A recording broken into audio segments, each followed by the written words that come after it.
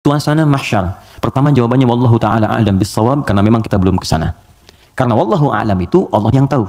Maka kita tanyakan kepada Allah, Allah turunkanlah kemudian paparan dalam ayat-ayat Al-Qur'an. Baik.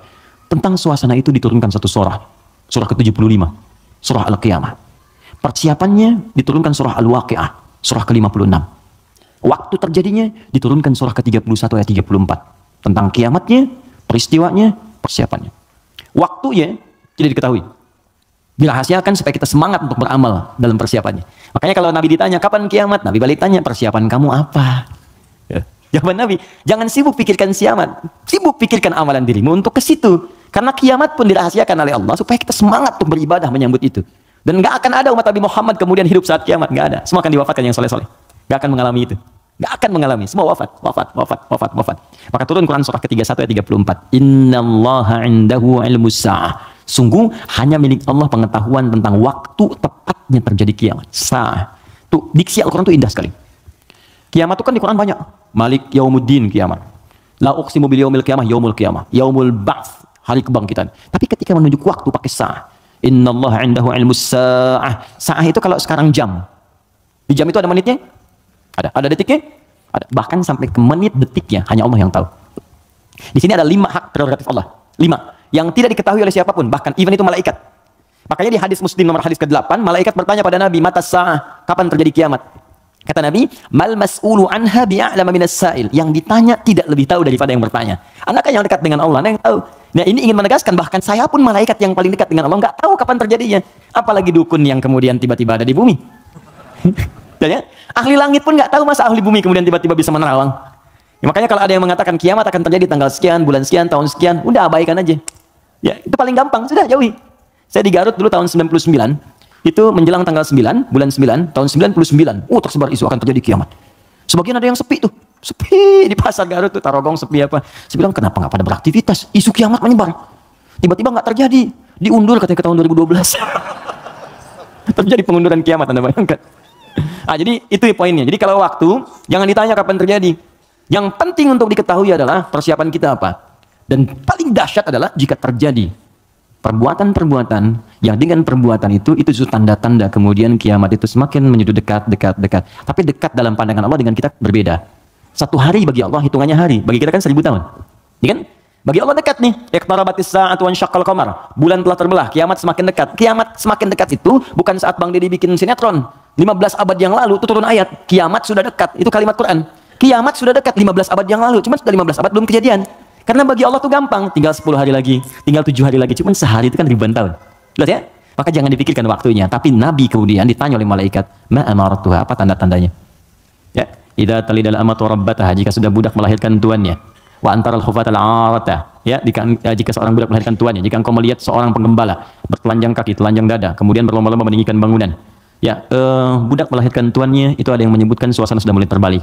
Halal dianggap haram, haram dianggap halal. Yang benar jadi salah, yang salah jadi benar, yang benar dibikin disertasi, dibikin tulisan ilmiah, ya tiba-tiba dikalahkan oleh yang salah, gitu kan? Yang salah kemudian menyebar, jadi dianggap biasa. Jika sudah maksiat tingkat yang tinggi dianggap biasa, bukan yang rendah. Zina itu min sab'il mubiqat, 7 yang menyebabkan kehancuran, dosanya besar. Zina itu seperti pembunuhan, dosa besar. Makanya kalau ada yang menghalalkan dosa besar dianggap murtad, keluar dari Islam. Dan dia harus bertaubat, Makanya kita dorong dengan doa, diarahkan lagi, kan? Mungkin karena ketidaktahuannya, kan? Jadi cara berpikirnya demikian. Saya tidak mengajarkan mencela, saya menjauhi itu.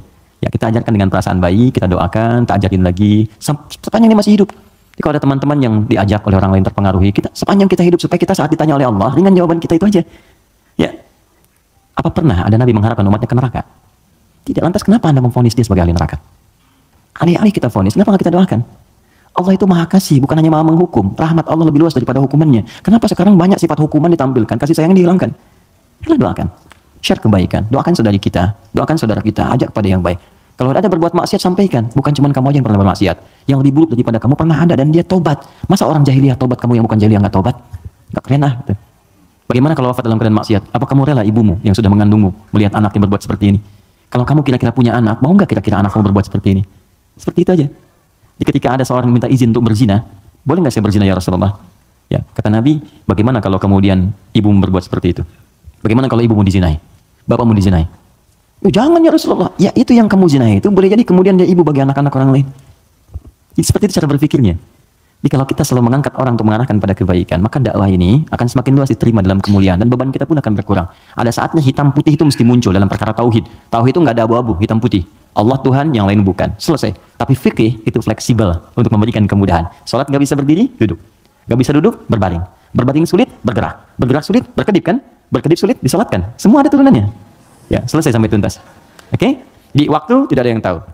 Suasana disampaikan supaya kita merasakan dahsyatnya itu. Turun surah Al-Qiyamah. La uqsimu biyaumil qiyamah. Quran 175. Wa la uqsimu bin nafsil lawwamah. Kata Allah, saya bersumpah kiamat pasti terjadi. Dan saya bersumpah pada saat itu banyak yang menyesal dan mencela dirinya. Lawwamah itu pencela. Mencela, aduh kenapa saya nggak begini? Nyesel saya begini. Sama kayak Anda misalnya punya masalah dengan pasangan, Anda marah-marah sama istri. Setelah itu Anda menyesal, ya kenapa saya mesti marah sih? Itu jelaskan, duduk dengan tenang juga bisa. Kenapa saya marah ya? Saya menyesal ya Allah. Tapi biasanya pertama setan akan menghambat kita untuk berbicara dulu. Ditahan. Jadi diam-diaman gitu. Itu begitu tuh caranya. Itu di Quran ada. Dan solusinya juga ada. Dan ada penyesalan setelah itu. Sama ke anak juga begitu. Anak berbuat salah terus kita marah ya. Kamu ini kemarin nggak ngerti mama ya. Tapi setelah itu ya Allah kok saya marah sih? Ya, kok saya marah sih gitu kan. Nah itu lawamah namanya. Mencela diri pada sesuatu yang tidak seharusnya terjadi. Hari kiamat lebih banyak lagi. Kenapa dulu saya nggak sholat? Kenapa dulu saya nggak beriman? Kenapa dulu saya begini? Itu kiamat. Dan itu sudah bukan ranah kita lagi. Kata Allah, kalian yang beriman wafat dulu supaya nggak melihat hiruk pikuk orang. Biarkan mereka sibuk menyesali dengan apa yang telah mereka kerjakan. Karena kamu dakwahi, nggak mau beriman juga. Diberikan 5 kali sehari petunjuk dari bangun tidur sampai tidur lagi. Ini Allah nih, syahadatlah, ayo sholat, ayo beramal. Ini Allah nih, Allahu Akbar, Allahu Akbar. Bahasa Arabnya, ya syahadu an la ilaha illallah. Kan 5 kali kan? Dari bangun tidur sampai tidur lagi. Sepanjang hidup loh, setiap hari. Kurang apa lagi? Kurang apa lagi? Dan lafaz ini, kenapa disebut adzan? Apa artinya adzan? Panggilan. Apa artinya panggilan? Adzan. Saya memanggil kamu kemarin, saya mengadani kamu kemarin. Tidak. Adzan itu panggilan, tapi bukan sekedar panggilan. Adzan itu seakar juga dengan kata udhun, jamaknya adzan, artinya telinga. Kenapa lafaz ini disebut dengan adzan? Karena Allah menjamin lafaz ini satu-satunya lafaz di muka bumi yang terus akan didengar oleh orang yang masih punya pendengaran di telinganya. 24 jam tidak berhenti. Makanya waktu adzan itu bisa berbeda di setiap tempat. Coba lihat, di sini adzan, nanti setelah saya Bintaro adzan, Tanah Kusir adzan, kan? Jakarta adzan, ke Bekasi adzan, sebelumnya ke Bandung, terus 24 jam. Itu Mesir selesai adzan, Libya adzan, Libya selesai Tunis adzan, Maroko adzan. Demikian terus 24 jam diperdengarkan supaya kita nggak punya alasan lagi di hadapan Allah Subhanahu wa taala. Makanya orang-orang yang nggak mau beriman sampai dengan kiamat dalam persepsi kita umat Islam, nanti yang beriman diwafatkan dulu supaya kamu nggak capek lagi melihat hiruk pikuk mereka. Kamu istirahat aja nanti sampai saat hisab selesai. Jadi begitu kiamat terjadi, kacau semuanya. Yang sedang disebutkan di surat Abasa itu, ya, bagaimana seorang yang mengandung tiba-tiba bisa keguguran. Ya yauma yafirul mar'u min akhi wa ummihi wa abi wa fasilatihi tuwi, ya, wa man fil ardi jami'a. Semua orang enggak akan ingat, Pak. Kata Al-Qur'an saking dahsyat, jangankan gini ya, maaf. Gempa terjadi. Apa Anda masih bisa ingat dengan teman-teman ini? Demi Allah saya katakan, gempa goyang dikit keluar, lari semua. Masing-masing menyelamatkan dirinya. Dalam bahasa Arab sekali gempa disebut zilzal. Kalau digoyang, idza zulzilatil ardu, sekali. Ya sekali, kalimatnya sekali. Zulzilatil ardu itu artinya goncangannya menghancurkan yang atas, hancur semua ke bawah. Jelas? Tapi kalau disebutkan 2 kali, kalimat keduanya bentuknya bisa verb, kata kerja, atau juga noun, bisa kata benda. Bisa fi'il, awas, bisa isim, kata kerja atau kata benda. Fokus. Kalau kata kerja diulang 2 kali. Idza zulzilatil ardu zulzilat. Kalau kata benda untuk menunjukkan suasana hancur semua bendanya pakai kata benda zilzal. Idza zulzilatil ardu zilzalaha. Kalau disebutkan 2 kali, itu bukan yang atas hancur ke bawah, tapi yang di bawah naik semua ke atas. Terus. Kata Allah, kalau semua orang sudah nggak peduli dan menganggap biasa, gempa-gempa dengan skala-skala tinggi yang menghancurkan yang atas hancur ke bawah, sudah nggak peduli dianggap biasa. Udah jadi berita aja, gempa Ambon sekian, gempa Palu sekian, gempa Aceh sekian, gempa. Sudah biasa, nanti saya akan datangkan gempa yang tidak biasa, yang membuat semua orang baru merasakan apa yang terjadi. Saya naikkan semua yang dibawa ke atas. Wa akhrajatil ardu athqalaha. Baru orang berkata, wa qalal insanu malah. Ini ada apa ya, ada apa ya? Anda ini dikasih gempa biasa aja, yang biasa, itu semua keluar, lari. Bursa efek keluar, yang di pegawai ini keluar, pekerjaan kantor ini keluar semua, karena ketakutan. Nanti mau lari kemana? Karena yang di bawah ini diangkat ke atas semua. Saat itu kita sudah nggak ada. Sudah nggak ada. Karena orang beriman oleh Allah itu diistirahatkan. Istirahat dulu aja, biar hancur semua dulu. Baru dibangunkan lagi. Muncul lagi. Itu di surah Qiyamah. Al-Qiyamah, suasana di Abasa ada. Terus cara berbekalnya, bukalah kemudian surah Al-Waqi'ah. Makanya sering kita diminta baca Al-Waqi'ah. Kan berurut tuh, 55, 56, 57 kan? 55 apa? Ar-Rahman, kan? Nah, jangan dibaca saat pernikahan aja. Ya. Saat lamaran baca Ar-Rahman. Sekarang tuh keren, tapi saya senang bagus-bagus sekarang pakai Al-Quran. Ya. Sampai ada seorang kiai kedatangan 3 orang. Ya, untuk melamar putrinya, cantik, bagus, soleha. 3 orang datang melamar, pertanyaan pertama Quran. Anda siapa namanya? Saya Anas Pak. Bagus, baca surat Anas. Ya, bagus katanya. Yang kedua siapa namanya? Saya Torik Pak. Ya, baca Torik. Baca, bagus ya. Yang kedua belum disuruh udah pucat tuh. Adik siapa namanya? Saya Imran Pak. Tapi dia pintar. Tapi panggilan sehari-hari kulhu Pak. Ya Allah, udah sini. Oke, jelas ya Mas Bim ya? Oke, jadi baca surat Al-Waqiah untuk berbekal. Wa ashabul yamini wa ashabul yamin. Yang pegang tangan di tangan kanannya saat kiamat itu enak banget, tinggal menikmati surganya. Ada yang pertamanya sabiqun as-sabiqun, yang duluan masuk surga. Tapi mereka golongan sedikit. Jangan diratapi ya sedikit saya nggak masuk. Bukan, masuklah ke dalam golongan sedikit itu. Nanti ditafsir di ayat lain, bagaimana cara masuk ke dalam golongan itu? Ditafsir di An-Nisa, Quran surah keempat ayat 69, paling kanan pertengahan. Wa may yuti'illaha wa rasul, siapa yang mau taat kepada Allah dan Rasulnya, fa ulaika ma'al ladzina an'ama Allahu 'alaihim, maka mereka akan disertakan dengan golongan sedikit. 4 golongan saja. Minan nabiyyina, dengan semua nabi. Jadi ada orang yang tinggal di surga sekomplek dengan semua nabi. Dari Nabi Adam sampai Nabi Muhammad sallallahu alaihi wasallam. Enak tuh. Kamu tinggal di mana, akhi? Surga biasa. Tangannya siapa? Ya, depan saya Nabi Ibrahim. Masyaallah. Belakang saya Nabi Musa, samping kiri saya ganteng-ganteng Nabi. Dulu kan ente nonton ganteng-ganteng serigala, ganteng-ganteng Nabi Yusuf. Kanan saya Nabi Muhammad SAW. Nah itu yang bisa menyatu dengan itu 3 golongan.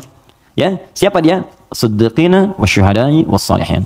Siddiqin itu orang jujur. Yang dimaksud jujur di sini adalah jujur mempraktekkan bimbingan Quran dimanapun dia berada.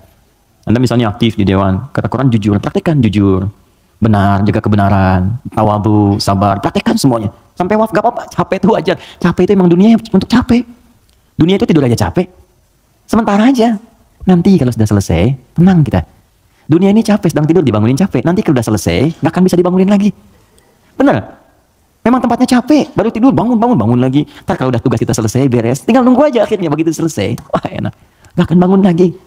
Kalau udah selesai, dibangunin ya percuma, gak akan bangun. Nah udah istirahat, waktunya tiba. Gak apa-apa, capek dulu aja.